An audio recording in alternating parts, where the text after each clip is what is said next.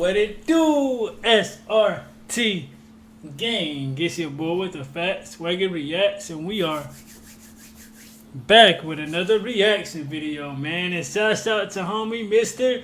Nightmare, man, cause y'all know I did a vote this morning or whatever, pretty much asking you guys like what you guys wanted me to react to or whatever, and obviously like you guys chose Mr. Nightmare.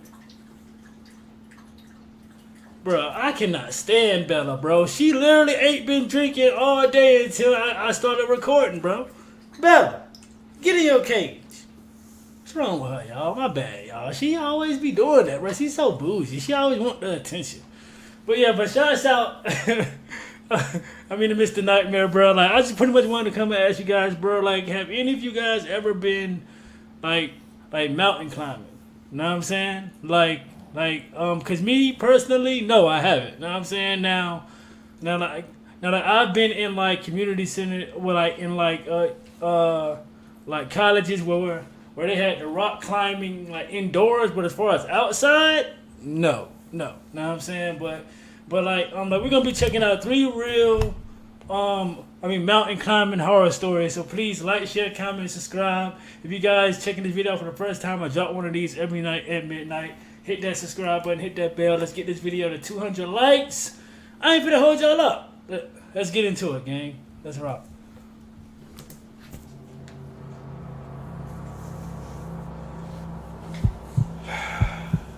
Nick. Let's go. I'm part of this group that's centered around doing outdoorsy activities like hiking, snowboarding, mountain climbing, and so on.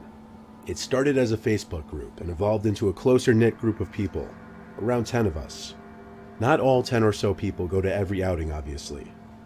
We once organized a trip to Adirondacks Park where we could climb one of the many mountain trails. On this trip, it was only 4 of us, DeVito, James, and Christina. We brought sleeping bags and 2 tents. Since James and I were the only guys on this trip, we carried the extra weight of the tents in our bags. Because we wanted to experience this during the beautiful fall foliage, we went in the month of October.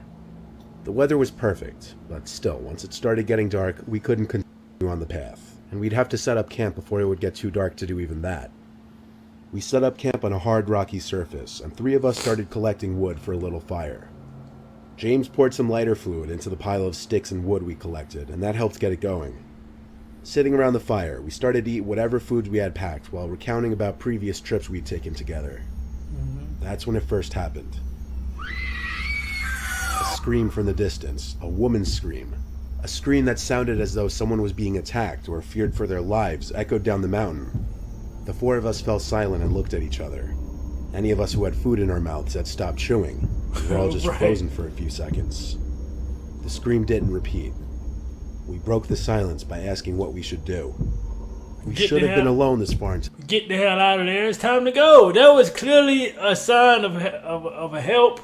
And obviously y'all didn't help, so it's time to go home. That's what I say. The trail. Then another sound echoed down the mountain. This one a loud popping sound. It didn't sound like a gunshot at all, but the best any of us could describe it was this high-pitched, loud, single popping sound. We now agreed to put the fire out and get in our tents. We didn't know who was out there or what was going on, and we didn't want to advertise our presence. I shared a tent with James, while the girls shared the other tent.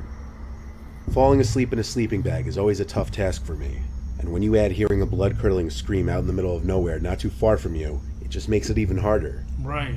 It was an hour or 2 that passed, and James seemed to have already fallen asleep.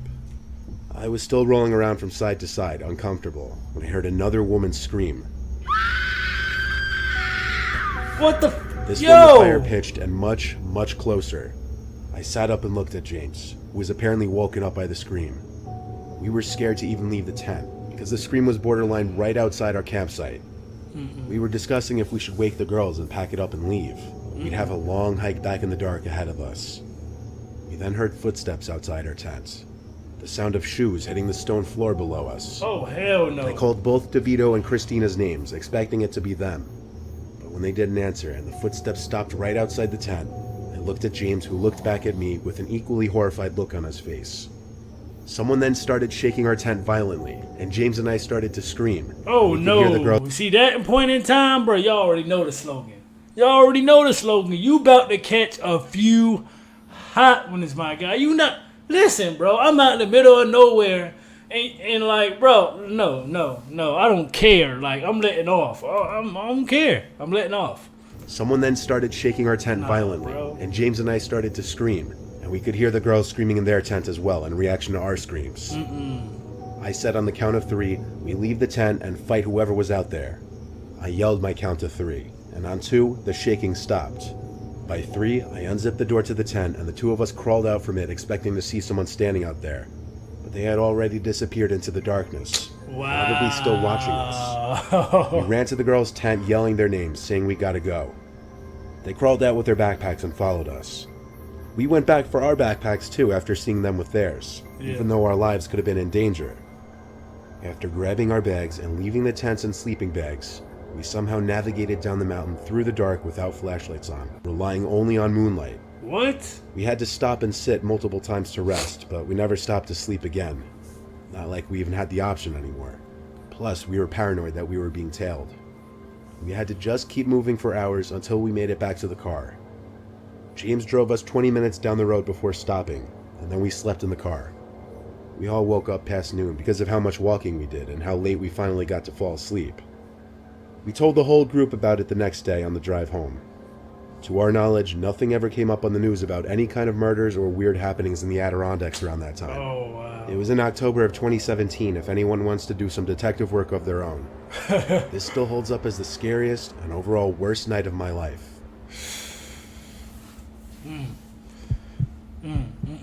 Bro, that's crazy. Anonymous.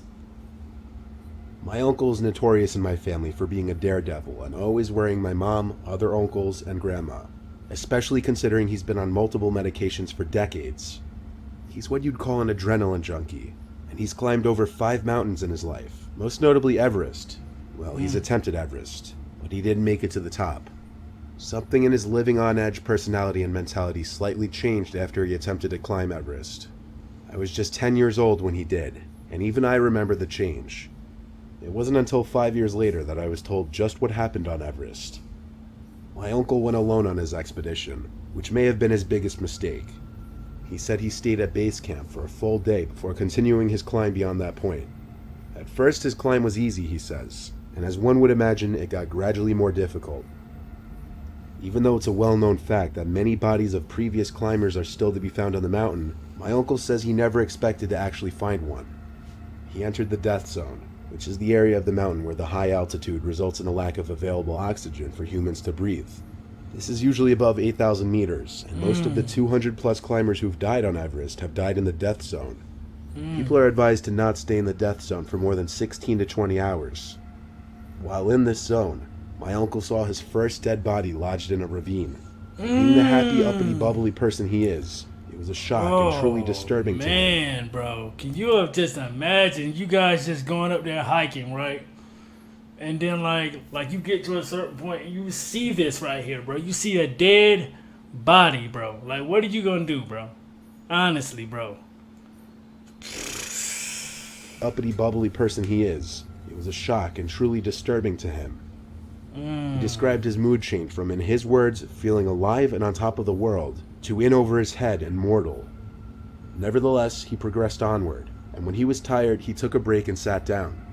Seeing the corpse really messed with his head, and he mentioned that he was also starting to feel dizzy and lightheaded, likely due to the high altitude.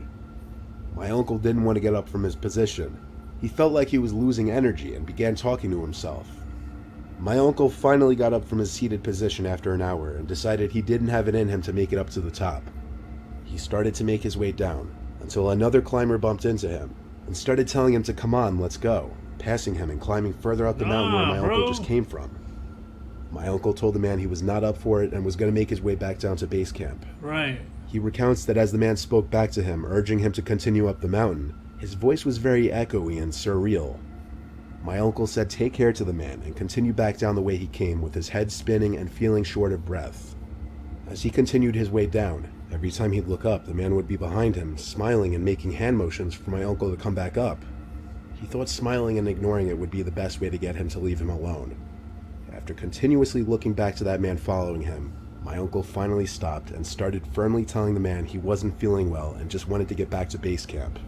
The man slightly above my uncle smiled once more and said, "Watch me go over the ledge." Then he walked to the edge of the snow and leaped down, disappearing under the edge. My uncle said that as he saw this, it snapped him out of his daze and he ran over to the edge to look down it. But there was nobody to be seen sliding down the edge of the mountain, no marks in the snow. He didn't even hear the sound of him sliding down the snow initially or anything. Witnessing this made my uncle hurry down the mountain even faster, until the next thing he remembered was darkness, then waking up at the base camp medical clinic in a bed. He had passed out and a couple passerbys found him and carried him down low enough to where a rescue helicopter could reach him.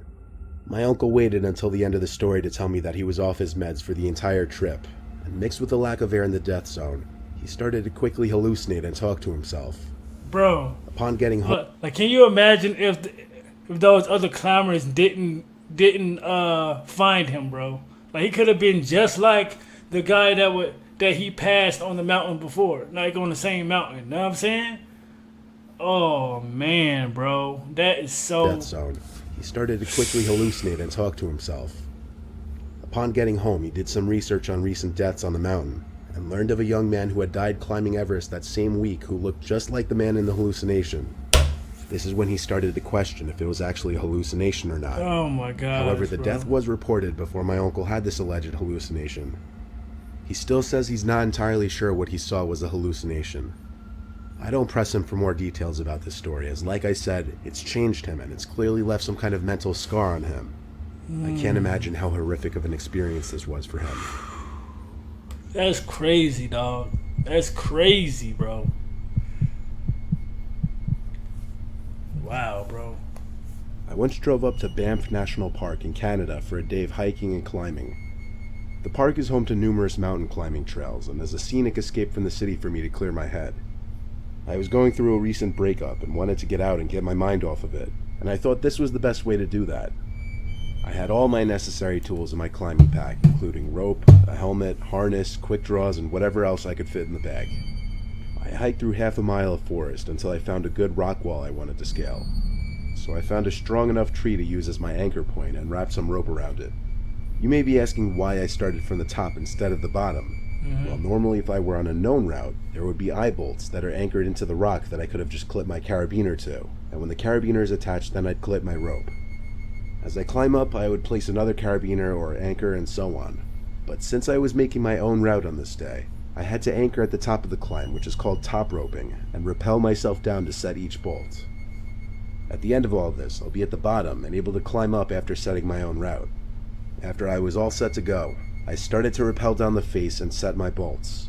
To skip all the mountain climbing terminology and talk, as I rappelled down, I eventually came across a cave in the face. It was literally this big hole in the mountain wall, but it seemed unusual to me because usually a cave entrance is ground level. I was intrigued, so I climbed inside of it. Oh Lord. I had plenty of rope to allow me to go inside.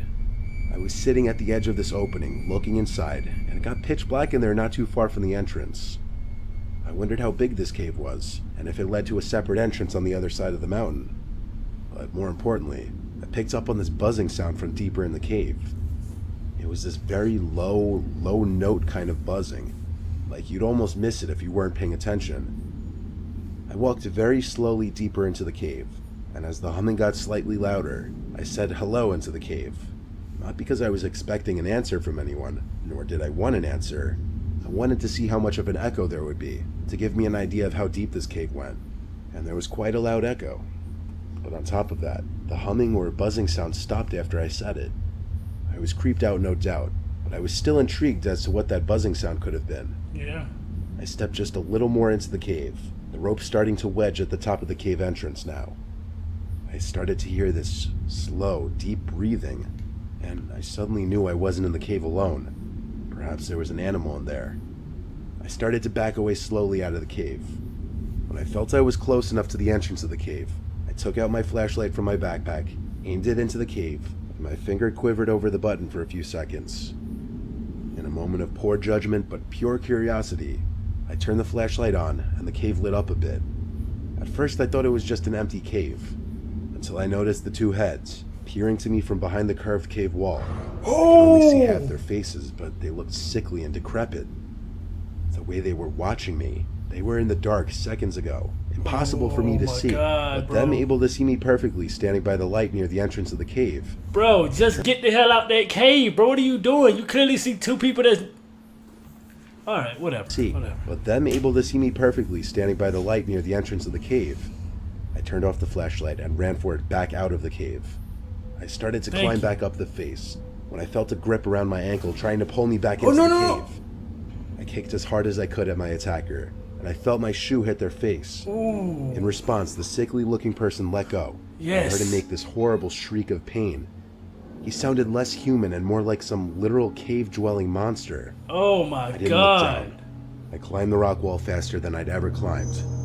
I don't think either of those two barely human things I saw in that cave attempted to come out and grab me. Dog. I made it back to the top in a surprisingly quick amount of time due to adrenaline. The reason I didn't just allow the rope to safely descend me down to the bottom instead of climbing to the top was because I feared they would grab the rope and pull me back up. I carved 2 big X's at the top of the face, and then 2 more at the bottom, indicating to whoever passes by here not to climb here. Yeah, man. I hiked my way all the way back to the side of the road where I parked my car. I had a long drive home lost in my thoughts, appreciating my life and scared shitless, wondering what the hell was wrong with those people in that cave. Why were they in there? And what were they going to do to me? I'm telling you, they looked pale and sickly. They were not regular people. I called the park warden's number and gave them the coordinates of the cave and told them about the dangerous, sickly-looking people hiding in there. I'll tell you one thing, though. This experience definitely took my mind off my breakup for a while. I bet, bro. But that is crazy, bro. Could you imagine what would have happened, like, if that thing would have pulled him back into that cave, bro? Ain't no telling what would have happened. Like, we wouldn't even got this video, man. But shouts out to Mr. Nightmare, man, for dropping that banger for us, bro. I really enjoy like doing these joints with y'all, man, because I know you guys always look forward to Scary Hour, and I really enjoy just giving you guys a thrill before you guys can go to bed, man. But let me know what you guys thought about this reaction by liking or disliking the video. Let's get this video to 200 likes, man, and I'll definitely be back tomorrow when I drop another one for y'all. So hit that thumbs up button before you leave out. And make sure you guys are tuned in tomorrow, gang. And SRT gang. I am out this thing, man. Let's get it.